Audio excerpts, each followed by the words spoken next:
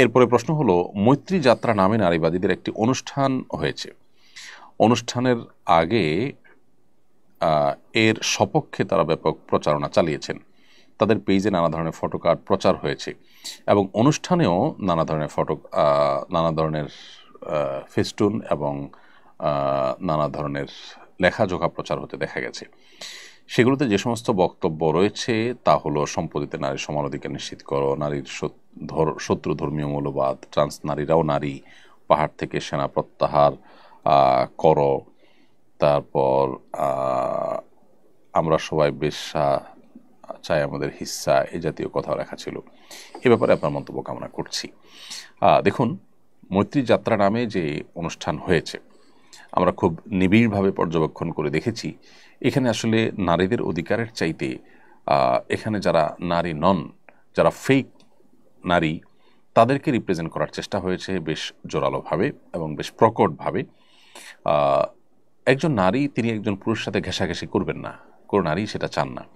এখন একজন আপাদমস্তক পুরুষ তিনি মনে মনে নারী, এই তথাকথিত মনে মনে নারী তিনি যখন নারীদের মধ্যে ঢুকে পড়বেন অথচ আদৌ তিনি পুরুষ, তখন সেটা নারীদের জন্য বিব্রতকর। অতএব এখানে যে সমস্ত নারীরা আসছে তারা যদি জানতেন যে তাদের মধ্যে এরকম ঢলাঢলি মাখামাখি করেছে এমন অনেক মানুষ যারা আসলে পুরুষ, তারা নারীর বেশ ধারণ করেছে মাত্র সন্দেহাতীতভাবে, তারা এখানে এটা জানলে আসতেন না এবং এটা শুনলে তারা অবশ্যই ক্ষুব্ধ হবেন।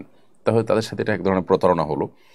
দ্বিতীয়ত, নারীদের অধিকারের নাম করে নারীদের জন্য যে মানুষের ভালোবাসা আছে, সিম্প্যাথি আছে, এক ধরনের পুরুষরা সেটা নেওয়ার যে আপনার প্রচেষ্টা, যেটাকে ট্রান্সজেন্ডার বলা হয়, সেটার মাধ্যমে সেটা এখানে হয়েছে অনেকখানি। অতএব এটাকে আসলে নারীদের অনুষ্ঠান না বলে এটাকে সমকামিতা প্রতিষ্ঠা এবং সমকামিতা সমাজে স্টাবলিশড করার যে আন্দোলন, সেটা বললে মনে হয় ভুল হবে না। এখানে নারীদেরকে শুধুমাত্র রাখা হয়েছে সামনে এবং তাদেরকে সামনে রেখে মূল কাজটা করার চেষ্টা করেছে। এবং সেখানে আমরা দেখেছি দেশবিরোধী স্লোগান, পাহাড় থেকে সেনা প্রত্যাহার করার আহ্বান সেখানে করা হয়েছে। এই যে পাহাড় থেকে সেনা প্রত্যাহার করা লেখা সেখানে টাঙানো হয়েছে, এটা রীতিমতো বাংলাদেশ রাষ্ট্রের অস্তিত্ব নিয়ে টান দেয় এমন একটি বিষয়। বাংলাদেশ পাহাড় যদি বাংলাদেশে অন্তর্ভুক্ত হয় তো সেখানে বাংলাদেশের সেনা থাকবে, সমস্যাটা কোথায়? এটা প্রত্যাহার করা দাবি যেখান থেকে উঠেছে তারা আসলে বাংলাদেশের স্বাধীনতার সার্বভৌমত্বের জন্য হুমকি কিনা বা স্বাধীনতার সার্বভৌমত্ব নষ্ট করতে চায় কিনা, এই জিনিসটি খতিয়ে দেখা দরকার। সকল ভ্রষ্ট আমরা এখানে একত্র হয়েছে এবং দীর্ঘদিন পর্যন্ত দেশে অ্যাক্টিভিজম করে যারা জনগণের অন্তরে চুল পরিমাণ কোনো স্থান পায় নাই, তারা এখানে আবারও বরাবরের মতো ধর্মকে তারা শত্রু হিসাবে স্থির করে ধর্মের বিরুদ্ধে তারা, অর্থাৎ ওয়ালের বিরুদ্ধে তারা মাথা ঠোকার চেষ্টা করেছে। তথাকথিত মৌলবাদী ধর্মীয় মৌলবাদ, এটাকে শত্রু হিসাবে আখ্যা দেওয়া, এটা মূলত ইসলামকে শত্রু হিসাবে আখ্যা দেওয়ার নামান্তর। কারণ ইসলামের ধারক বাহক যে ওলামায়ে কেরাম গড়পড়তা, তাদেরকে যখন আপনি আঘাত করবেন এবং শত্রু মনে করবেন তখন সেটা ইসলামকেই আঘাত করার শামিল। বিধায় এই ধরনের আনুষ্ঠানিকতা বা এই ধরনের আয়োজন বাংলাদেশে খুবই উদ্বেগজনক। এটা এদেশের সকল ধর্মের মানুষের জন্যই উদ্বেগজনক, সকল নারীদের জন্য উদ্বেগজনক, সকল সমাজের সকল মানুষের জন্য উদ্বেগজনক।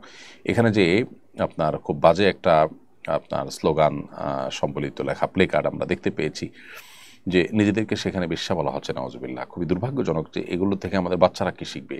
এই আয়োজন থেকে নিশ্চয় আমাদের বাচ্চাদের মনস্তত্ত্ব, তাদের চিন্তা ধারা এগুলোর মধ্যে বাজে জিনিস ঢুকবে এবং এটা আমাদের সমাজের জন্য সব মিলিয়ে ক্ষতিকর। বিধায় সরকারের সংশ্লিষ্ট মহলকে আমরা বিনীতভাবে নিবেদন করতে চাই, এই জাতীয় অনুষ্ঠান যেন ভবিষ্যতে করতে না পারে, তারা যেন দায়িত্বশীল ভূমিকা রাখেন।